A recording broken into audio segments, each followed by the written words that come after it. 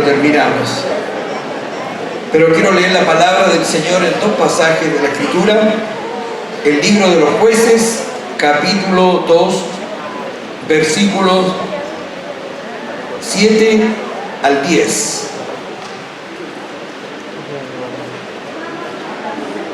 Jueces 2, del 7 al 10. Y luego vamos a leer en Jeremías, capítulo 9,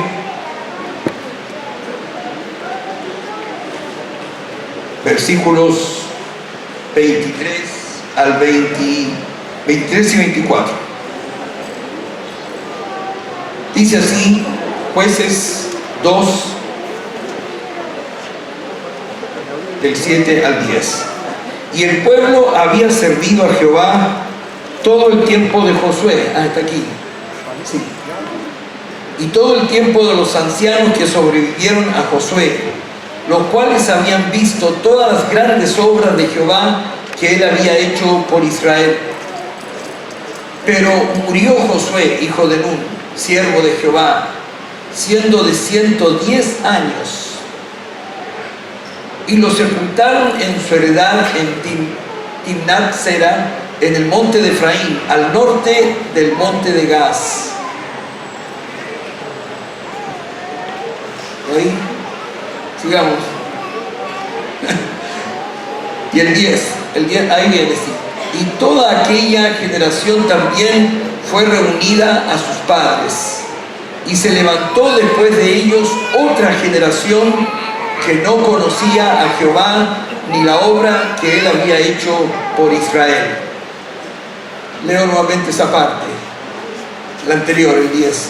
Y se levantó después de ellos otra generación que no conocía a Jehová ni la obra que él había hecho por Israel. Y luego en Jeremías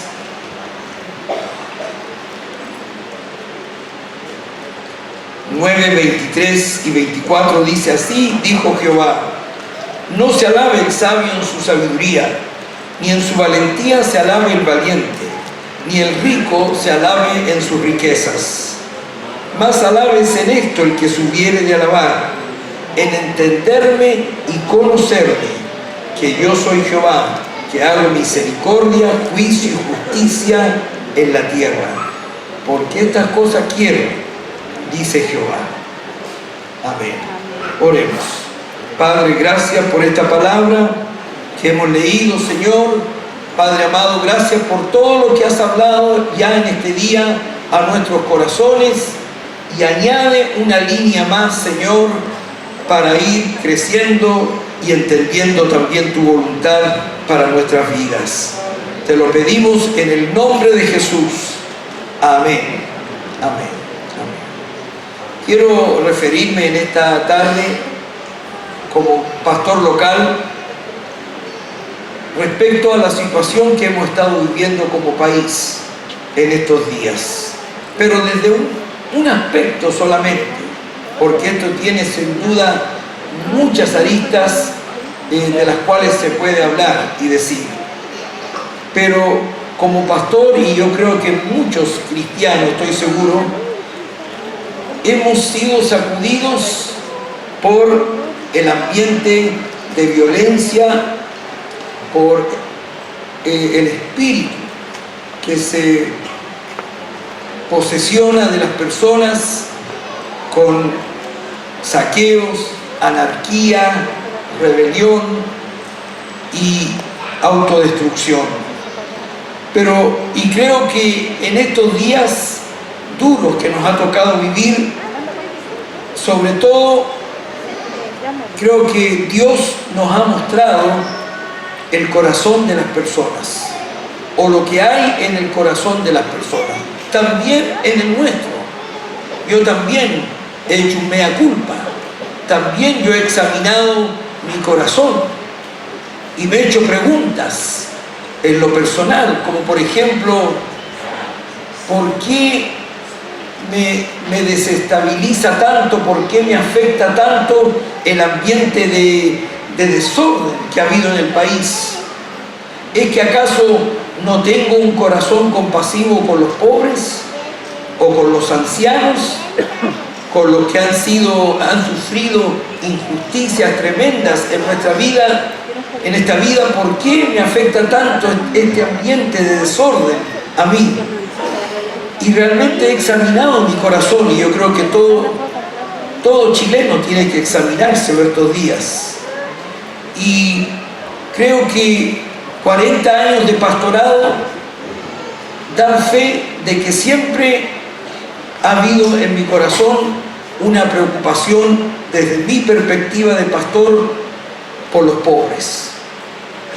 Mis congregaciones han tenido todo tipo de personas y muchas veces gente de condición muy humilde. Entonces yo creo que de ninguna manera me niego a que en el país se haga una mayor justicia social. No estoy en absoluto opuesto a ello. Leí algo que contestó el pastor Nelson a una persona que le decía en el Facebook: ustedes lo único que hacen es orar, no hacen nada. Y el pastor le decía en forma muy educada: infórmate primero, mira, todas estas cosas hacemos. Distribuimos canastas familiares, tenemos un centro de atención a la mamá adolescente, tienen programas de escuela de fútbol, un montón de cosas. Creo que la iglesia evangélica siempre ha estado preocupada del pobre. Los que protestan hoy día y nos acusan de que no hacemos nada, realmente hoy día se activaron. Nosotros toda la vida hemos hecho ayuda al pobre y al necesitado. Entonces, no es un asunto de que no estemos interesados en cómo no vamos a querer que los ancianos sean mejor atendidos, que no tengan que levantarse de madrugada para atender una mísera atención médica, que a veces la persona llega a hacerse un examen y le dicen: la máquina está mala, tiene que venir en 3 meses más o el próximo año. Son cosas reales que a nosotros nos afectan, nos duelen de nuestro país. Y por eso es que no es que estemos en absoluto en contra de las demandas legítimas, pero hay cosas que se han descontrolado completamente, porque veo que tal vez por mi formación de pastor, en el hogar que yo crecí, en el ambiente que viví, siempre hubo un orden, una estabilidad. Entonces vivir en un ambiente de anarquía para mí es muy difícil. Les cuento esto porque yo me he examinado a mí mismo. Pero si hay algo que me preocupa, porque el Señor nos revela muchas cosas, es lo que hay en el corazón de las personas y sobre todo en el corazón de la juventud. He visto una juventud, pero demasiado rebelde, demasiado agresiva, demasiado confrontacional, demasiado irrespetuosa, etcétera, etcétera. O sea, son tantas las cosas que el Señor nos ha mostrado del corazón de la gente. Tanta rebeldía, tanta indiferencia hacia otros, tanta falta de respeto, tanta agresividad. Y uno se pregunta, ¿por qué es que hemos tenido tan poco impacto en la juventud chilena? El pastor Roger se mueve en un ambiente donde siempre está ministrando a los jóvenes. La iglesia Jesús Te Llama por años se ha jactado de ser una iglesia de jóvenes. Sin embargo, cada vez nos cuesta más ganar jóvenes. Cada vez nos cuesta más llegar a ellos. Cada vez es más difícil lograr en ellos un compromiso. Por lo cual todo esto a nosotros nos debe hacer pensar. ¿Por qué hemos tenido tan poco impacto en la juventud?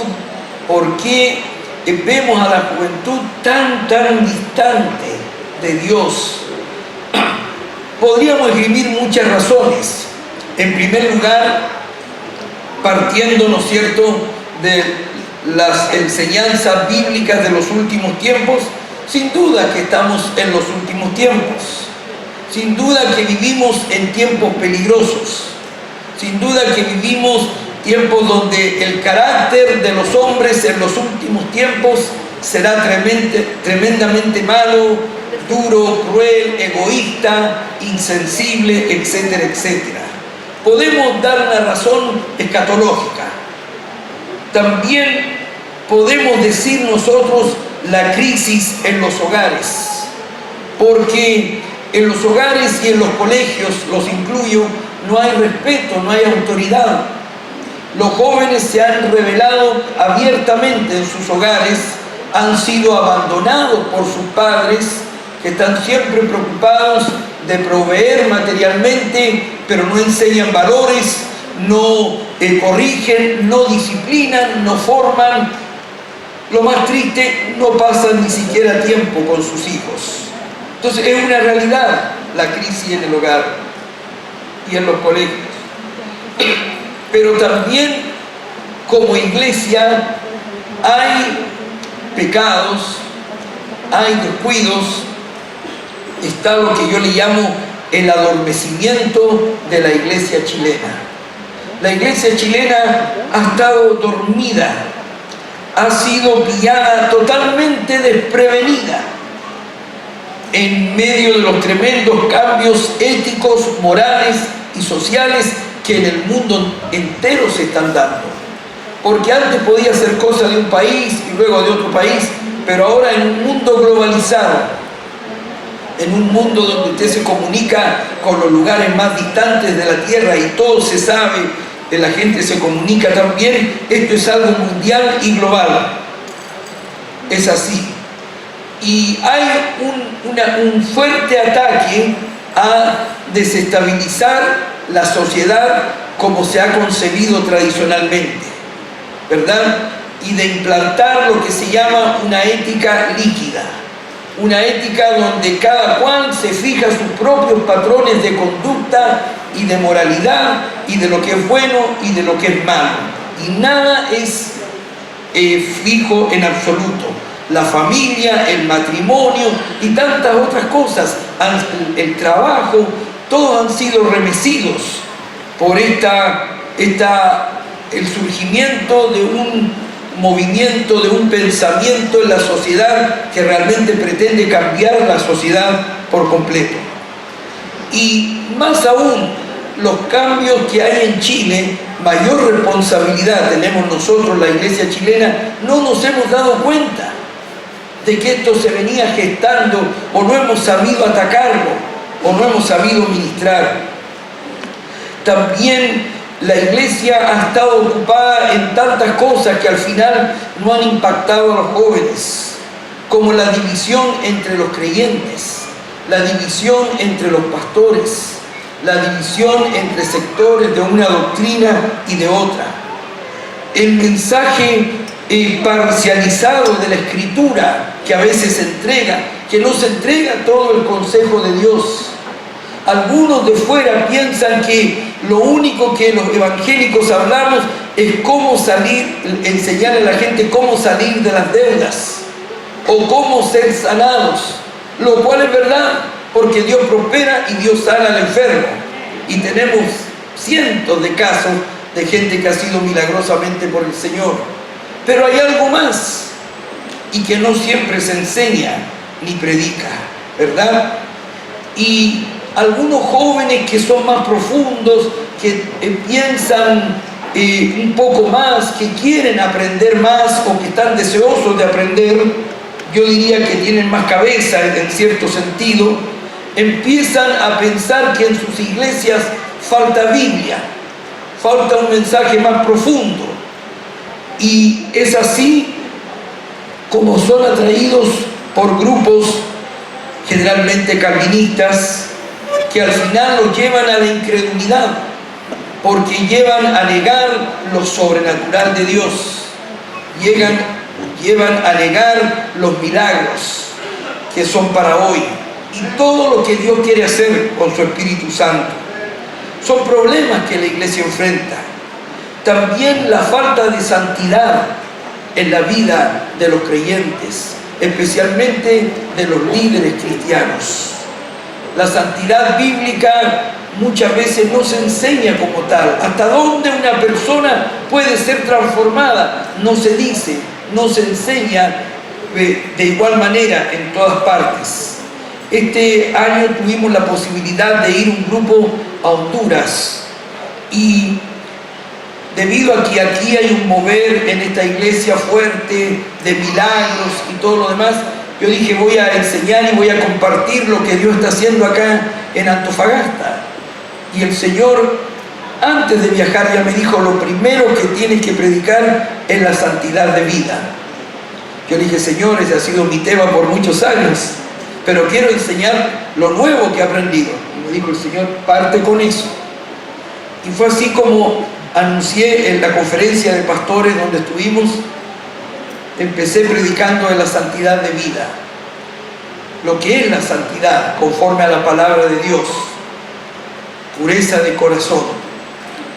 Y un joven pastor se acercó después a mí, muy quebrantado, y me dijo, cuando usted anunció el tema de la santidad de vida, un hondureño, yo dije, pero ¿qué más se puede decir?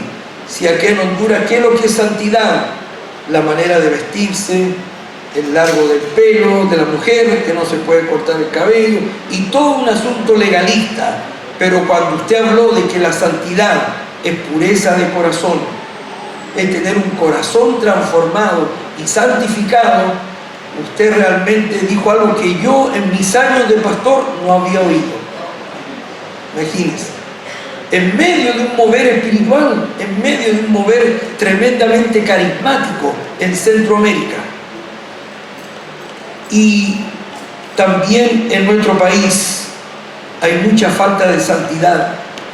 Mucha de nuestra credibilidad ha sido puesta en tela de juicio por los escándalos económicos y escándalos morales de algunos pocos pastores, que lamentablemente nos enlodan a todos. Hoy día en Chile, todos los que están en autoridad son cuestionados. Los políticos en primer lugar, los jueces, el Poder Judicial, los sacerdotes, ¿para qué decir?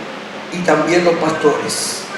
Llevamos ese estigma, tenemos ese problema y que aleja a la gente. Entonces, hay una situación compleja en nuestro país.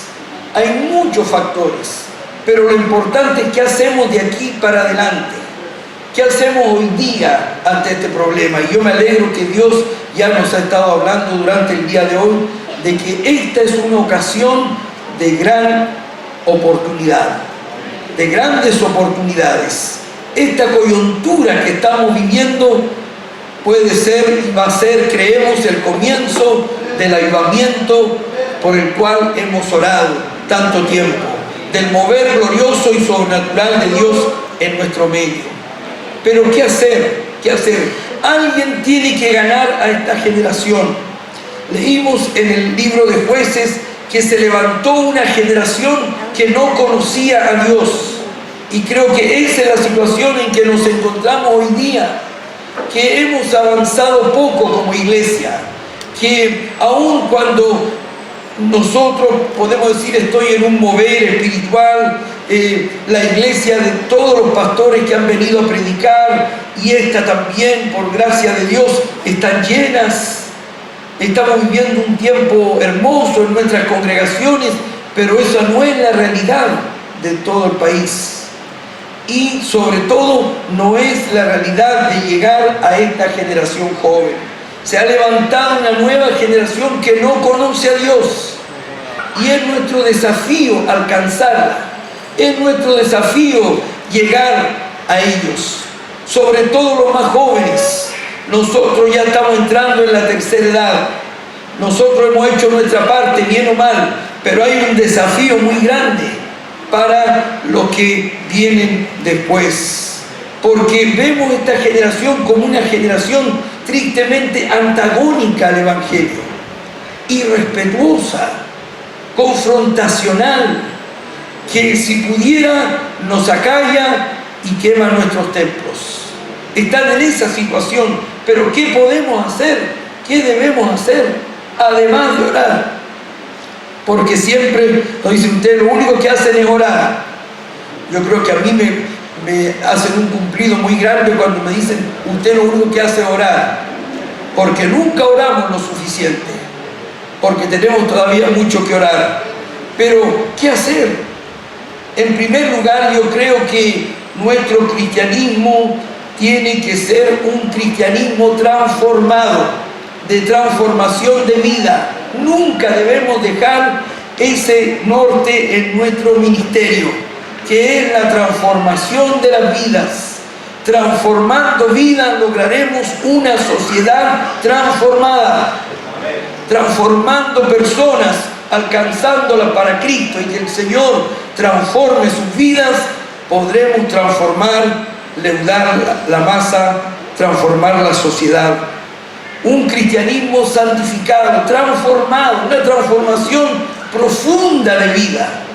No gente religiosa, no gente que va a la iglesia, nada más, sino gente que realmente transformada.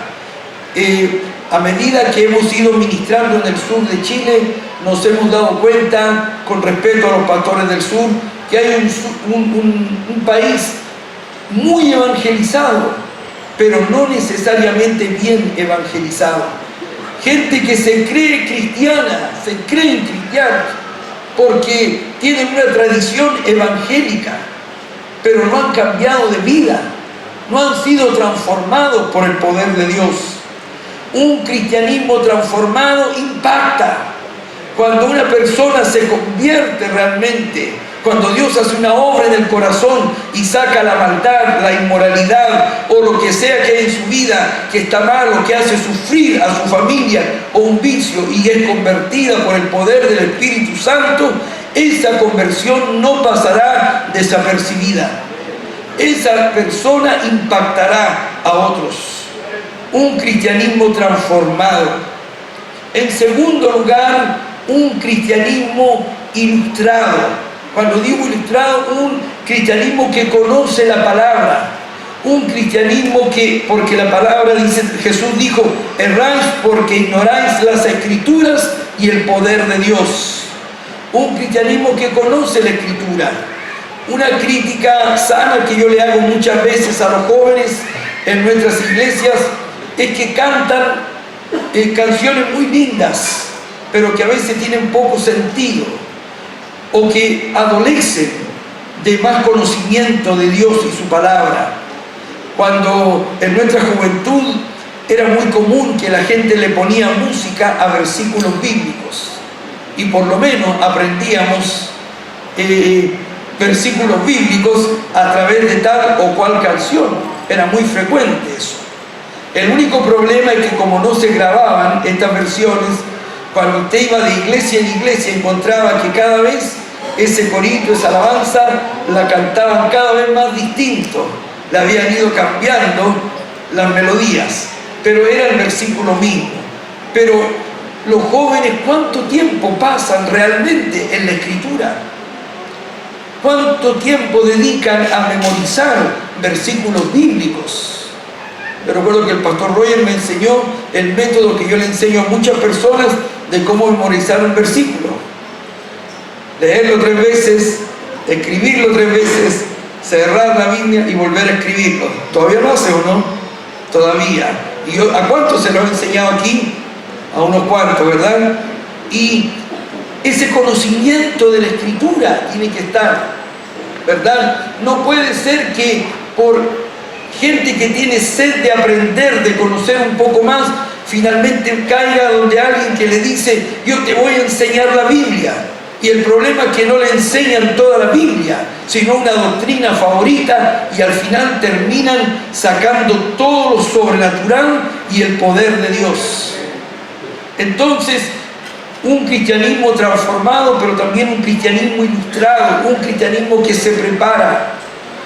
Jóvenes que también se preparan con una carrera con la cual piensan servir a Dios. Porque ¿cómo vamos a acceder al mundo de la política con gente que no está preparada?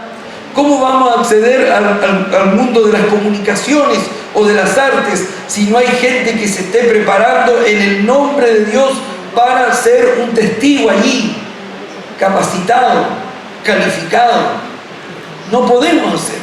Sí, por muchos años hemos soñado con tener un presidente cristiano, pero ese presidente cristiano necesita un montón de personas que lo secunden. Hay miles de cargos públicos, más de 1000 cargos públicos. ¿Y dónde están los profesionales que puedan hacer esos cargos? ¿Vamos a tener a gente ignorante en esos cargos? Los cristianos tienen que prepararse, tienen que capacitarse para ello. Un cristianismo ilustrado. En tercer lugar, un cristianismo empoderado. ¿Cómo impacta cuando el poder de Dios fluye a través de las personas? ¿Cómo impacta? Hay gente que puede tener 1000 argumentos en contra del cristianismo, pero cuando Dios hace un milagro en su familia, como decía el pastor, cuando alguien se sana, cuando un demonio se va de una persona, cuando ocurre algo realmente sobrenatural en la vida de esa persona, la persona ha quedado sin argumentos, porque Dios se ha manifestado en esa vida. Y necesitamos personas que realmente fluyan constantemente en el poder de Dios. Buscamos la presencia de Dios, buscamos la unción del Espíritu. Los dones del Espíritu nunca han cesado y Dios quiere empoderar a su pueblo, quiere llenarlos de dones para que expresen el poder de Dios, porque estamos también en una guerra que tiene una índole espiritual. Un cristianismo ilustrado, un cristianismo transformado, un cristianismo empoderado. En cuarto lugar, la generación que va a impactar este país es un cristianismo gozoso. La gente por doquier vive con depresión. La depresión es un mal tan frecuente en nuestra sociedad.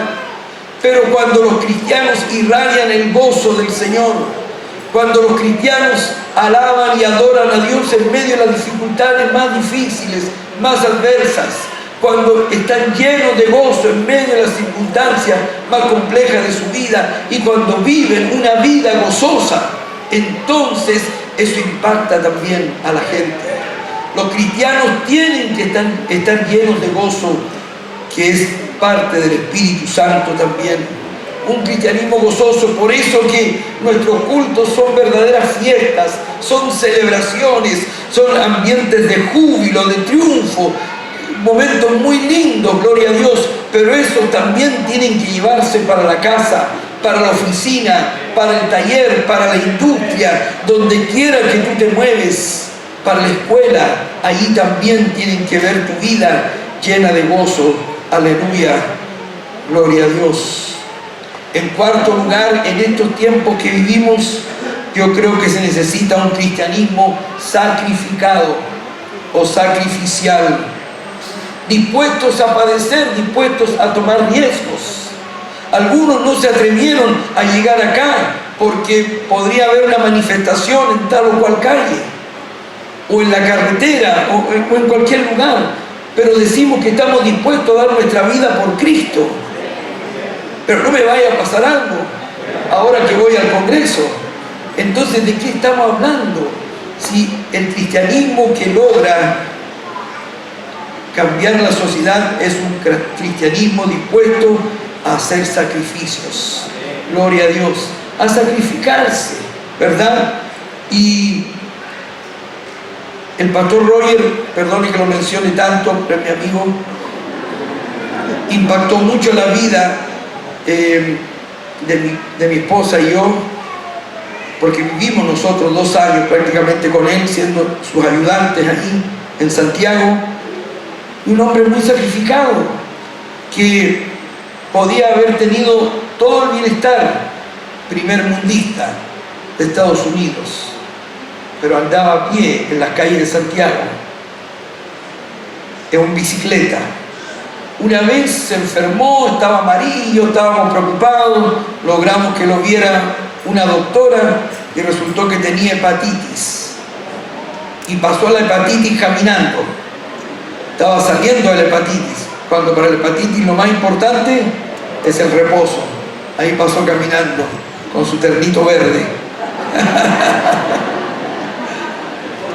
y su poncho femenino. Pero sacrificio. Los hombres que llegaron a Chile a predicar el Evangelio, imagínense, venían de Europa, venían de Estados Unidos. En Chile no había ni siquiera alcantarillados. La gente tiraba a una acequia los desechos de los baños, ¿verdad? Canut de Bon, el famoso Canut de Bon, de quien le damos el nombre a los canutos, un hombre tremendamente sacrificado, que plantó la iglesia, la primera iglesia evangélica, la iglesia metodista en La Serena. Un hombre que lo atacaban tantas veces, apedreaban los lugares donde él se reunía, ganando almas con su familia. Él y su hija recibieron pedradas en más de una ocasión. Tenía una colección de piedras y él decía que las tenía guardadas para poner los cimientos del templo, porque confiaba que iba a construir un templo y esas piedras iban a estar puestas allí. Una vida de sacrificio, una vida de sacrificio. Los cristianos hoy día somos muy cómodos, y sobre todo los jóvenes cristianos, muy cómodos. Pero si queremos realmente un cristianismo impactante, tiene que haber sacrificio. Recuerdo cuando éramos jóvenes también nos leían a nosotros un documento que yo no sé quién lo escribió, que era como la moral de un comunista. Y decía todo lo que un comunista estaba dispuesto a hacer. ¿Tú te acuerdas? Algo así, ¿no es cierto? Y que estaba dispuesto, pero que para un comunista no tenía familia, no tenía nada. Era todo dar la vida por ese ideal. Realmente no fue así. Pero las normas que tenía eran tan altas que cuando los jóvenes de esa época cristianos los leíamos, nos sentíamos avergonzados, pensando, yo estoy dispuesto a dar mi vida por el Señor de esta manera, estoy dispuesto a dejarlo todo realmente por Cristo. Un cristianismo sacrificado no se conoce hoy día, excepto aquellos que van al campo misionero, a lugares de gran persecución. Pero no sabemos lo que viene para Chile. Puede venir persecución, más y más, pero viene avivamiento. Gloria al Señor. Y por ello también yo creo que se requiere un cristianismo apasionado, un cristianismo lleno de pasión, lleno de fuego por predicar el Evangelio. Qué importante es esto, que tengamos esa pasión y nunca la perdamos. Gloria al Señor. Hace muchos años atrás, cuando nosotros éramos jóvenes, el pastor Roger y mi esposa, había una canción muy linda que decía, "It only takes a spark to get a fire going, and soon all those around can warm up to its glowing." ¿Recuerdan? Un fuego abrasador comienza en una chispa y luego su calor se extiende hasta el alma. Así es el amor de Dios cuando entra al corazón. Quieres cantar, quieres gritar, lo quieres compartir. Qué importante es cuando hay una pasión. Gloria a Dios. Ese tipo de cristianismo se requiere. En este momento, aunque se ve la situación complicada, pero como el Señor nos ha estado hablando, viene un tiempo de gran oportunidad para Chile. Pero gente apasionada, gente que la gran meta, el gran anhelo de su vida sea predicar a Cristo, esa gente va a alcanzar las multitudes. Esa gente la va a ganar, gente que tenga pasión por las almas. Gloria al Señor. ¿Y por qué cito esta canción? Un fuego abrasador comienza en una chispa y luego su calor se extiende hasta el alma. Así es el amor de Dios cuando entra al corazón. Quieres gritar, quieres cantar, lo quieres compartir. ¿Por qué cito esta canción? Porque el lema de este congreso es antorchas. Si una chispa puede encender un gran fuego, ¿cuánto más una antorcha? Y hoy día no vivimos por la gracia de Dios, días donde solamente recibamos chispazos de Dios en nuestra vida. Hay una unción del Espíritu Santo recorriendo el mundo. Hay iglesias que están experimentando un gran avivamiento. Yo creo que si un cristiano no vive en avivamiento, de ninguna manera es responsabilidad de Dios ni de otros. Porque tú estás en una iglesia que cree en el poder de Dios. Tú estás en una iglesia que busca la presencia de Dios. Tú estás en una iglesia que se mueve en el poder del Espíritu Santo. Tu deber es estar encendido, ser una antorcha que alumbra el camino, ser una antorcha que quema el pecado, ser una antorcha que hace huir los demonios, ser una antorcha que enciende esta nación con una nueva pasión. Esos jóvenes que están perdidos, llenos de violencia, si antorchas se acercan a ellos y los queman antes que ellos te quemen a ti, ellos también arderán con la presencia de Dios. Gloria al Señor, gloria a Dios.